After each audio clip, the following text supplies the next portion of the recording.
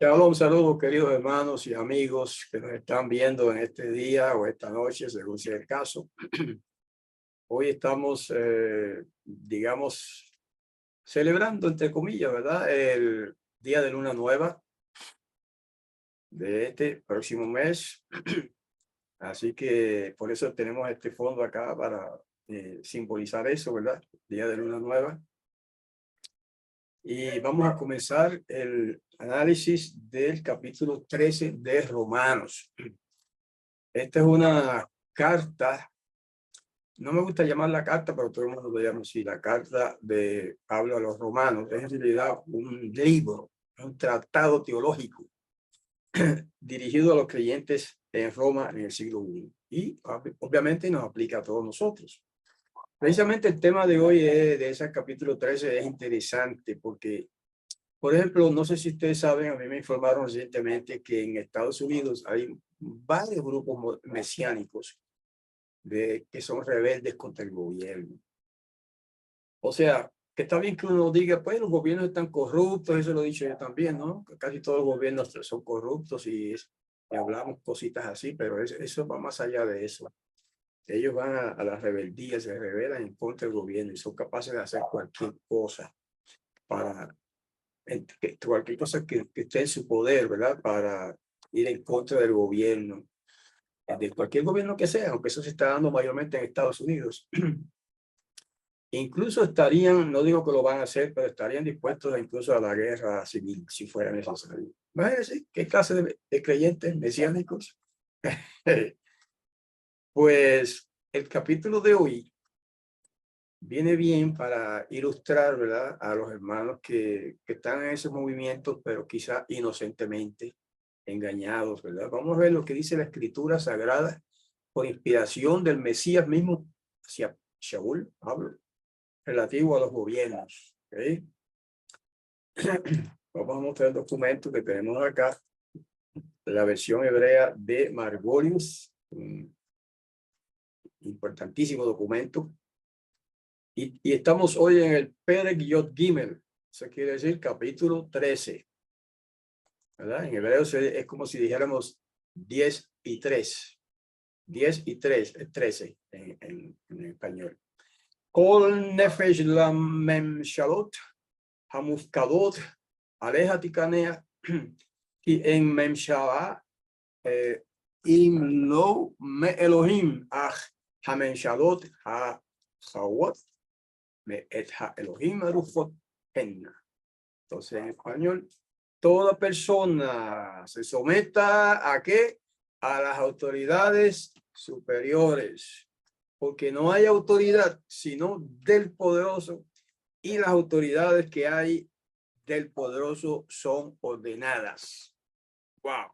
¿Qué clase de afirmación de la inspiración sagrada otorgada al emisario Shaul, conocido como Pablo, ¿verdad? Por todo el mundo.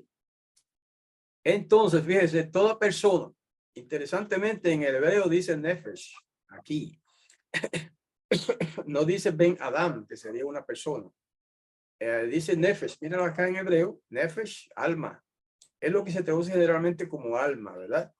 Toda alma se somete a las autoridades superiores, pero en realidad la traducción mejor para nefesh, especialmente en este contexto, es persona. No tiene nada que ver con el alma, así como la concibe la gente, ¿verdad? Como algo que habita dentro de nosotros. No. Nefesh es una persona. Toda persona, dice, se someta a las autoridades superiores. Algunas personas, algunos maestros han dicho, no, eso se refiere a las autoridades de la iglesia. Vamos a ver que no. Dice, porque no hay autoridad sino del poderoso. Eso quiere decir procedente de o aprobada por el poderoso. Y las autoridades que hay del poderoso son ordenadas. Contundente esa declaración. Así que, aunque nos guste o no nos guste, tenemos que sujetarnos a las autoridades superiores, a los gobiernos. Como hay muchas cosas que se pueden decir sobre eso, ¿verdad? No quiere decir que uno va a aprobar todas las perversidades que hacen muchos gobernantes, ¿verdad? Algunos me dirán, ay, ¿y qué diremos de gobiernos comunistas? Gobiernos totalitarios, como el de Cuba, el de Venezuela, el de Nicaragua, la China, etcétera. Ahí lo dice. Toda alma, toda persona se someta a las autoridades superiores. Ahora, hay más que decir. Vamos para allá. En el verso 2. Así que el que se pone contra la autoridad, a la ordenación del Todopoderoso resiste. Pero los que resisten, ellos ganan su propia condenación. Wow. Y usted diría, pero quizá es que el escritor no tenía en cuenta estos gobiernos barbáricos de hoy día, que son totalitarios, abusadores, criminales. Pues sí, él está hablando del gobierno de Roma. Si usted lee ese texto, cualquier libro de la escritura, de las nuevas escrituras, de las escrituras de la nueva alianza, y las desliga del contexto del siglo I, en el que Roma imperaba sobre todo, casi todo el mundo, entonces está haciendo mal la lectura. Hay que entender todo esto en el contexto de Roma, que gobernaba a casi todo el mundo entero en el siglo I y después también, pero estamos hablando del siglo I porque estos escritos fueron producidos en el siglo I. Cuando la Roma imperial, que fue la que ejecutó al Mesías Yahushua, estaba ahí, imperando, y con emperadores, etcétera, etcétera. Bastante abusivo que fue ese gobierno. Y persiguió a la comunidad nazarena original. Sin embargo, Shaul nos está advirtiendo que hay que sujetarse a ese gobierno. O sea, no irse en contra, no rebelarse. Ese es el punto, ¿verdad? Dice, el que se pone contra la autoridad, a la ordenación de Todopoderoso resiste, porque Todopoderoso quiere que ¿cómo se dice? Nos libremos, nos evitemos caer en desgracia con el gobierno para que nos persigan. Entonces, si uno se pone rebelde como creyente, entonces se atrae la persecución y el castigo del gobierno. Pero los que resisten, ellos ganan su propia condenación. Ahí está. No está hablando de condenación del alma, como dicen los religiosos, ¿verdad? Que se pierde el alma. No, eso no se trata de esa condenación que viene al final de los tiempos para los impíos. Está hablando de la condenación del gobierno. Y es verdad que hay gobiernos abusivos. Ustedes saben quiénes son, mejor que yo quizá. Pero hay que sujetarse. Pero no se puede rebelar contra el gobierno así abiertamente, ¿verdad? Lo van a castigar o lo van a matar. Bueno, eso es lo que yo veo ahí. Eso es lo que dice ahí clara y directamente, hermanos. Vamos al verso 3. Porque los gobernantes no son para temor a los buenos, sino a los malos. Pero si quieres no temer ante la autoridad, haz lo bueno, tendrás alabanza de ella. Es un principio sano, hermano, de convivencia y de supervivencia. No porque me guste tanto ese gobierno tan corrupto que a lo mejor es el que sea, ¿no? Donde estemos. No es que nos guste, no es que vamos a aprobar todas sus perversidades, no. Pero hay que sujetarse a las leyes de ese gobierno. Eso es importante, hermanos, para evitar la persecución, para evitar que nos encarcelen innecesariamente, para evitar que nos maten. Esto es cuestión de supervivencia, ¿okay? O sobrevivencia. Si quieres no temer ante la autoridad, haz lo bueno. Me parece un gran consejo ese. Haz lo bueno y no vas a tener problemas con el gobierno. Sencillo, elemental. Porque ministro del poderoso es para tu bien. Es lo que estábamos diciendo. El gobierno está puesto ahí para tu bien. Que son corruptos, sí, pero eso es otro tema. Pero está ahí para defender, para proteger al pueblo. Si tú te rebelas contra el gobierno, te cae encima el gobierno. Ven el punto, hermano. Es sencillo. Pero si haces lo malo, entonces sí, si haces lo malo, ahí sí que tienes que temer. Se lo dice ahí. Porque no en vano lleva la espada. Porque ministro del poderoso es y vengador para castigo al que obra lo malo. Ahora mismo aquí en Puerto Rico están, en mi país, están haciendo redadas, no sé si se llama así, creo que sí, redadas de delincuentes, pero por montones, se los están llevando presos, ¿cómo se llaman? Los federales, ¿no? El FBI. Están haciendo escante con los delincuentes, con los pandilleros y con estos agentes tiradores de drogas y eso, los están agarrando por muchas grandes cantidades últimamente. ¿Por qué? Porque obran mal, porque son delincuentes, porque son bandidos. No hacen eso con la gente buena. Entonces, ese es el tema ahí, hermano. En ese sentido es que el gobierno es ministro del poderoso. Mire la palabra que hebrea que usa para eso el ministro. Meshartau quiere decir ministro o siervo de él. Déjame ver si la veo por acá donde está otra vez. Meshartat Elohim. Ok. Déjame ver si la escribí bien, porque a ver si cometo errores. Sí, verla aquí. Meshartat Elohim. Siervo de, esa palabra significa siervo, también significa servidor, también significa ministro. Ok, aquí está traducida, porque el gobierno es ministro del poderoso. ¿Quién es el poderoso? Yahweh. Y vengador para castigo al que obra lo malo. ¿Ves? Cuando viene un bandido y te ataca o te roba o te hace algo malo, el gobierno te defiende. Generalmente, ¿verdad? Hay excepciones en todas estas cosas, hermanos. Pero estamos hablando en términos generales. Porque, digo, por eso es necesario que ustedes le estén sujetos al gobierno de su país.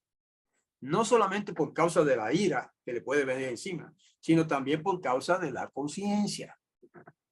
¿Okay? Es mejor que el gobierno lo tilde, el gobierno lo considere a usted o lo clasifique a usted como un ciudadano bueno y no como un ciudadano delincuente. Eso es sencillo. Si lo considera un ciudadano delincuente, le va a caer encima o lo va a, ¿cómo se llama? Encarcelar o puede ser que hasta lo maten, ¿verdad? Es cuestión de protección, sobrevivencia. Ese es el tema clave acá en este capítulo. Por causa de esto también, el tributo ustedes pagan. O sea, otra vez en el hebreo tenemos la sintaxis un poco revisada, ¿verdad? Revisada. En buen español sería, por causa de esto también, ustedes pagan el tributo. Porque ministros del poderoso son los que sirven a esta misma palabra. Ahí está. Interesante. Quiere decir que hay que pagar impuestos, hermano. Digo, el que trabaja, ¿verdad? Y que gana dinero, que tiene un negocio, debe pagar impuestos.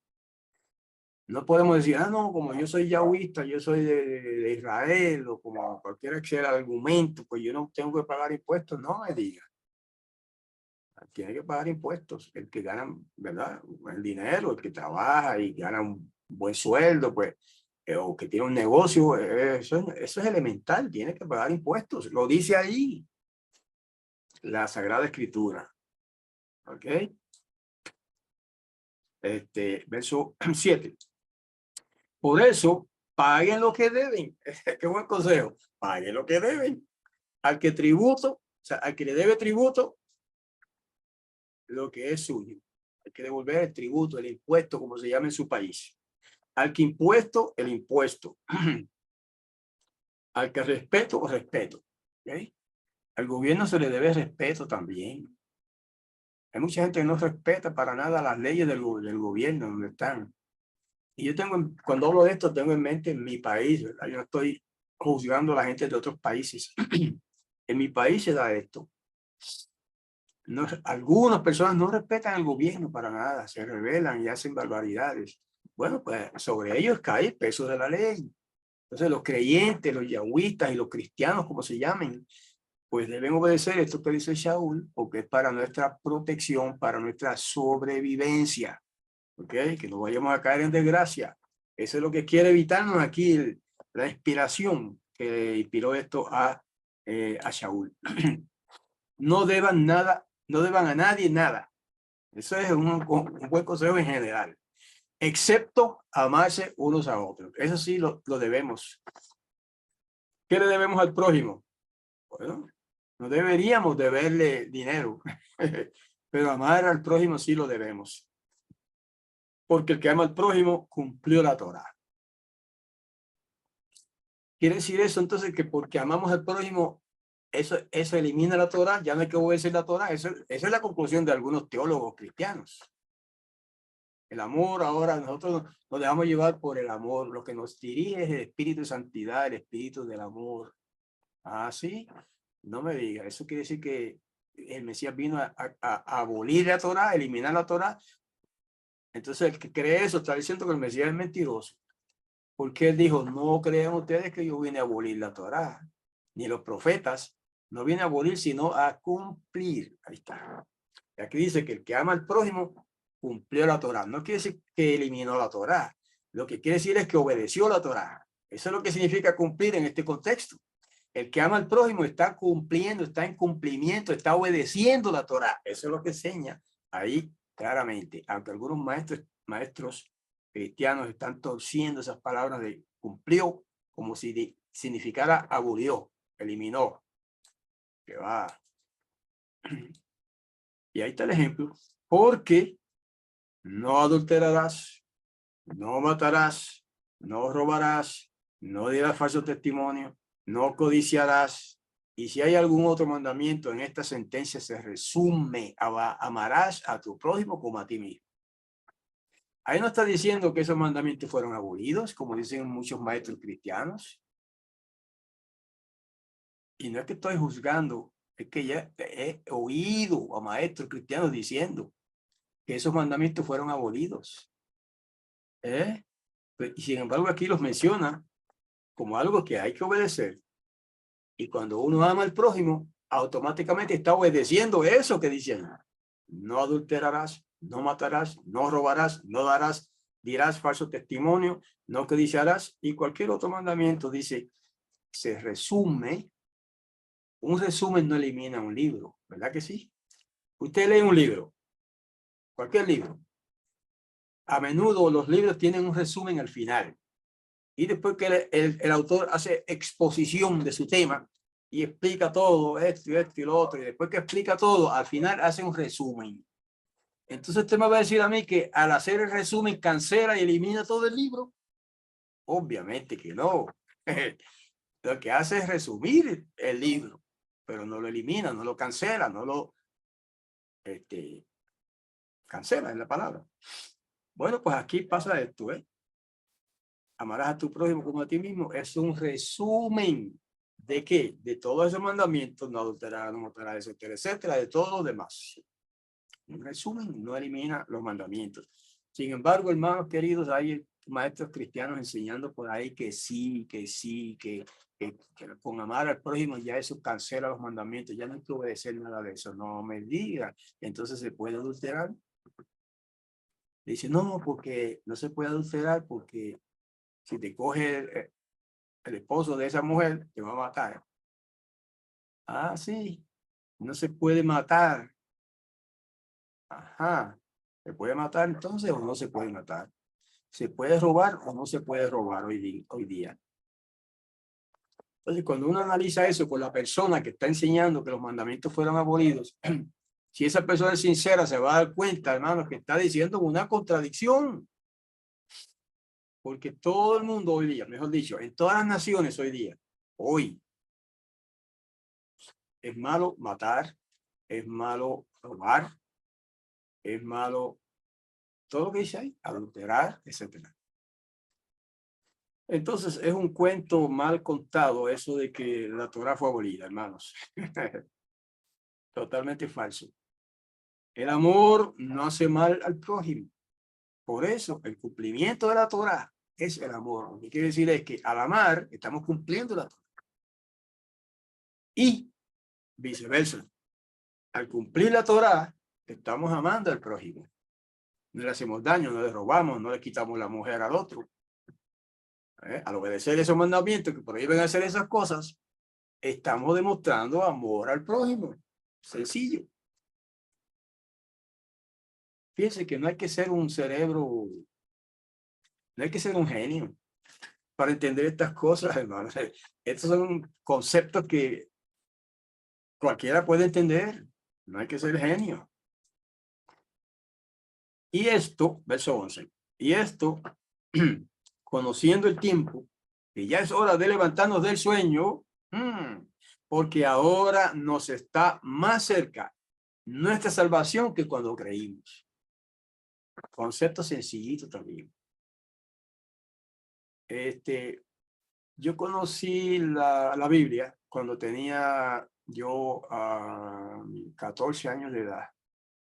Más o menos, 14 o 15 por ahí. Que por cierto, la primera Biblia que conocí fue la Biblia católica, Nácar Colunga, y todavía la tengo ahí.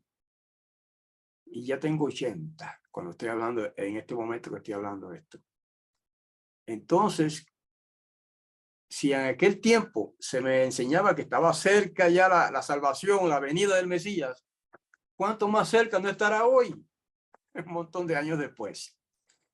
Y ahí lo está diciendo de palabras sencillas, porque ahora nos está más cerca nuestra salvación que cuando creímos. Por lo tanto, ya es hora de levantarnos del sueño. ¿Qué quiere decir el sueño? Es claro, ¿verdad? Que está hablando de una cuestión espiritual, sueño espiritual. Y hay gente hoy día que viven así en un sueño espiritual. Sí, muchísimas, millones de personas. Es más, millones de cristianos y creyentes de la religión que sea, están viviendo como dormidos. Porque esto lo que quiere decir es que no se están preparando para un encuentro con el Salvador. No están velando los sucesos del mundo para darse cuenta que el fin está cerca. El fin de este mundo, de esta sociedad moderna, de este siglo. No se dan cuenta, no les importa, no les interesa. Viven cada día como si nada fuera a pasar nunca. Eso es lo que llama aquí soñar. O sea, no soñar, dormir. Dormir. Entonces dice, ya es hora de levantarnos del sueño. Casi todos predicadores hablan de esto. Pero la gente sigue durmiendo, viviendo como si nunca fuera a venir el Mesías. Dice el verso 12, la noche está muy avanzada y el día se acerca. Es una metáfora, ¿verdad? La noche, eso es una metáfora que significa este mundo actual, es la noche, está muy avanzada y el día se acerca. Se refiere a el mundo del futuro. En el hebreo tenemos dos conceptos, dos palabras especiales para esto, ¿verdad? El Olam Hazé y el Olam Haba. Olam Hazé quiere decir el mundo este. Literalmente, eso es lo que significa. Olam Hazé, el mundo este. Eso quiere decir el mundo presente. Versus el Olam Haba. Eso quiere decir el mundo que viene, el mundo venidero. Entonces, la noche está muy avanzada, quiere decir que este mundo presente que estamos viviendo, hermanos, está cerca del fin, está cerca de terminar, está cerca de culminarse por medio de la venida del Mesías a este mundo, que es el día, que dice ahí, el día se acerca, el Olam Haba, el mundo venidero, está cerca ya. ¿Y cómo lo sabemos? Bueno, por lo que estábamos mencionando, de los acontecimientos mundiales, la misma situación espiritual del mundo, la misma situación de corrupción en todas las naciones, a todos los niveles. Es un indicio, una señal, entre otras, del fin de este mundo presente, para dar paso al mundo venidero del Mesías. Entonces, por eso dice, desechemos las obras de la oscuridad y vistámonos las armas de la luz. Las obras de la oscuridad son entonces las prácticas perversas de este mundo presente. Las prácticas supersticiosas, por ejemplo, de este mundo presente. Las prácticas corruptas espiritualmente hablando, o incluso en términos de conducta, de este mundo presente, de esta sociedad en la que vivimos actualmente. Y vistámonos de armas de la luz. Eso es lo contrario de la oscuridad, es la luz, ¿verdad?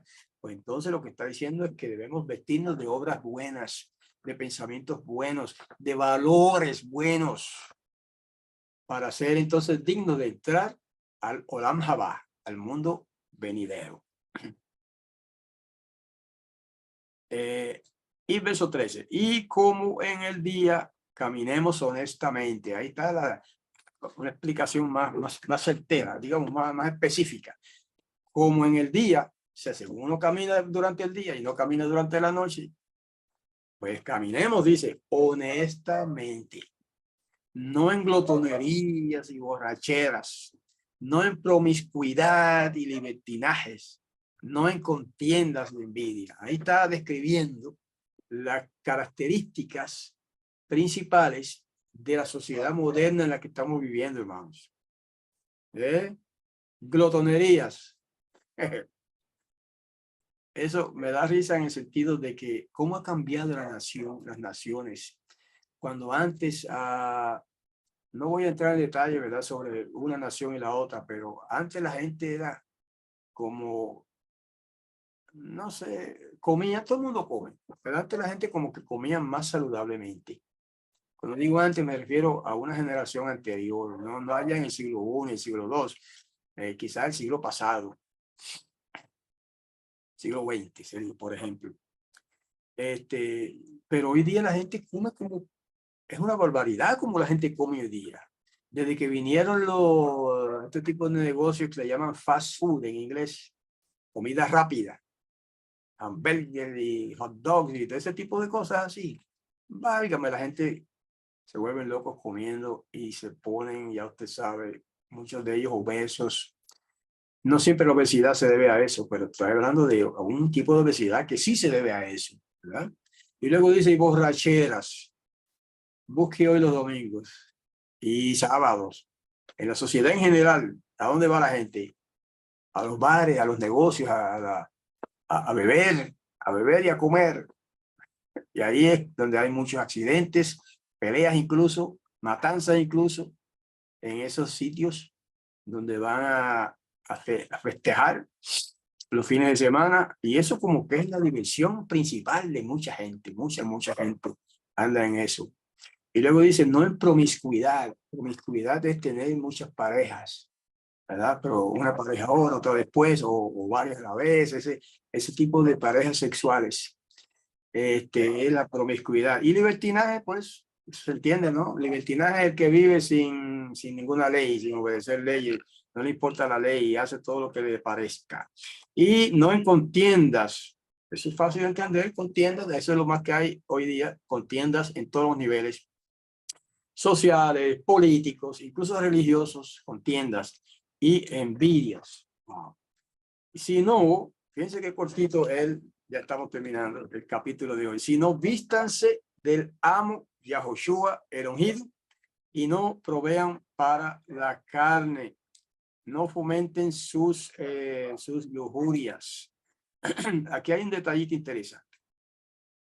Vístanse del amo Yahoshua el ungido. ¿Qué quiere decir eso? ¿Cómo es que yo me puedo vestir de Yahoshua? Yo me vestí hoy con esta camisa que por cierto me regalaron una hermana mexicana, me la envió por correo, me envió 2. Hoy me vestí yo, ¿cómo diríamos? Estrenando, eso es como decimos comúnmente, ¿verdad? Estoy estrenando esta camisa hoy, por primera vez me la puse. Pues entonces esto es vestirse, ponerse ropa. Bueno, pues, entonces ¿cómo entendemos eso? Vístanse del Mesías, del ungido, de Yahoshua, el amo. Ok, según nos vestimos con ropa por fuera, el otro vestimento, la otra vestimenta es, digamos, interior. Es asumir el carácter del Mesías, Yahoshua. Asimilar el carácter del Mesías, Yahoshua. Ese es el consejo ahí. Vístanse del amo Yahoshua, como si fuera una ropa que nos ponemos, pero no por encima, sino por dentro, en la mente, en el corazón, que son los sentimientos, la mente, la inteligencia. Cuando se habla del corazón se refiere a los sentimientos, las emociones, Entonces, lo que está aconsejando aquí es que nos transformemos poco a poco, es un proceso, poco a poco a la semejanza de nuestro amo Yahoshua el ungido.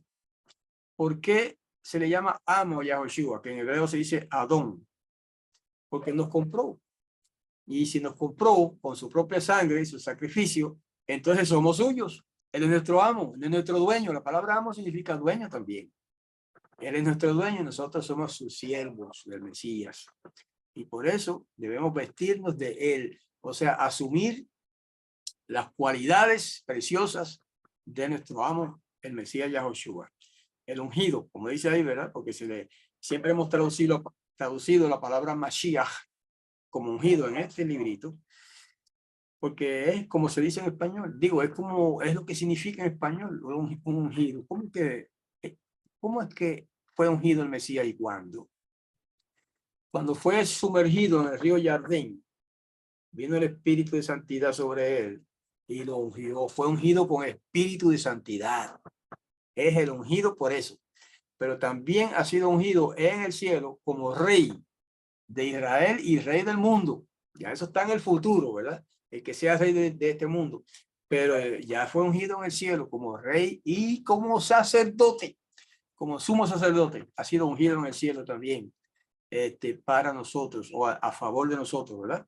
Y este es el pensamiento concluyente del capítulo 13. Vístanse del amo, Yahoshua, el ungido, el Mesías, y no provean para la carne. No fomenten sus lujurias. La carne es lujuriosa. Lujuriosa quiere decir, está hablando, la palabra lujuria, está hablando de un deseo insistente de la carne. ¿Y es que acaso nosotros no tenemos eso? Hermanos, sí. Sí. Mientras estemos en este cuerpo mortal, que es de carne y hueso y es mortal, hay siempre algo de lujuria, de deseos malsanos en nuestra carne, porque todavía no hemos sido transformados, todavía estamos en la carne, ¿verdad? Ahora, el que se deja llevar por la carne, ese es el problema. Es el que va a estar siempre pecando. Mientras que el que se deja llevar o dirigir por el Espíritu, que está acá, ese se abstiene de pecar. Puede que caiga de vez en cuando, somos humanos y somos débiles, pero volvemos a levantarnos si caemos en algún pecado, ¿verdad que sí? Ustedes saben de eso, los que me están escuchando. Y ese es el consejo final de este capítulo. No provean para la carne. ¿Cómo es que uno provee para la carne? Por ejemplo, que le gusta la pornografía. Pues va y compra una revista pornográfica. Para poner un ejemplo sencillito. O va y ve una película pornográfica. Está proveyendo para su carne. Y etcétera, etcétera, etcétera. Se pueden decir muchos ejemplos ahí de cosas que uno puede hacer para proveer para la carne. Cuando dice la carne en el lenguaje bíblico, lo que quiere decir es para la naturaleza carnal que todavía tenemos los seres humanos y que nos será quitada solamente cuando el Mesías nos transforme a su semejanza en su venida o nos resucite si estamos muertos, que seremos resucitados también ya transformados sin esa naturaleza carnal corrupta que tenemos todavía. Hay que ser realistas, hermanos. Eso es lo que somos.